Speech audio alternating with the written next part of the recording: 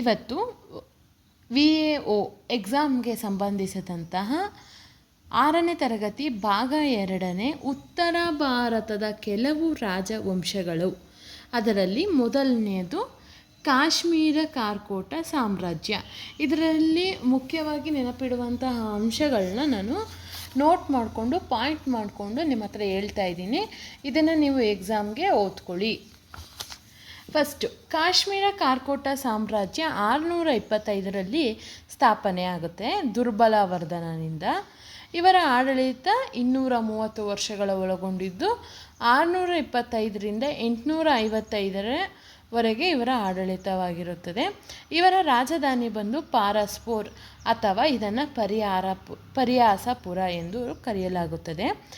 ಇವರ ಆಡಳಿತದಲ್ಲಿ ಹಿಮಾಲಯದಿಂದ ಹಿಡಿದು ಮಧ್ಯ ಏಷ್ಯಾದವರೆಗೂ ಕೂಡ ಇವರ ಆಡಳಿತ ಒಳಗೊಂಡಿರುತ್ತದೆ. ಮಾರ್ತಾಂಡ್ಯ ಸೂರ್ಯ ದೇವಸ್ಥಾನ ಬಂದು ಇವರ ಕೊಡುಗೆ. ಈ ಕಾರ್ಕೋಟ ಮನೆತನದಲ್ಲಿ ಪ್ರಭಾವಿ ರಾಜನೆಂದರೆ ಅದು ಲಲಿತಾದಿತ್ಯ. ಇವರು 724ರಲ್ಲಿ ಪಟ್ಟಾಭಿಷೇಕಗೊಂಡು 36 ವರ್ಷಗಳ ಆಡಳಿತವನ್ನು ನಡೆಸುತ್ತಾರೆ. ಇವರ ಆಡಳಿತವನ್ನು ಚಿನ್ನದ ಯುಗ ಎಂದು ಕರೆಯಲ್ಪಡುತ್ತದೆ. ಕವಿ ಕಲ್ಲಣ ಇದ್ದಿದ್ದು ಲಲಿತಾದಿತ್ಯನ ಆಡಳಿತದಲ್ಲಿ ಮತ್ತು ವಸುಗುಪ್ತನ ಶೈವ ಸೂತ್ರ ರೂಪುಗೊಂಡಿದ್ದು ಕಾಶ್ಮೀರದ ಕಾರ್ಕೋಟ ಸಾಮ್ರಾಜ್ಯದಲ್ಲಿ. ಧನ್ಯವಾದಗಳು. ಇದೇ ರೀತಿ ಹೆಚ್ಚಿನ ಪಾಯಿಂಟ್ಸ್ಗಳಿಗಾಗಿ ನನ್ನನ್ನು ಫಾಲೋ ಮಾಡಿ.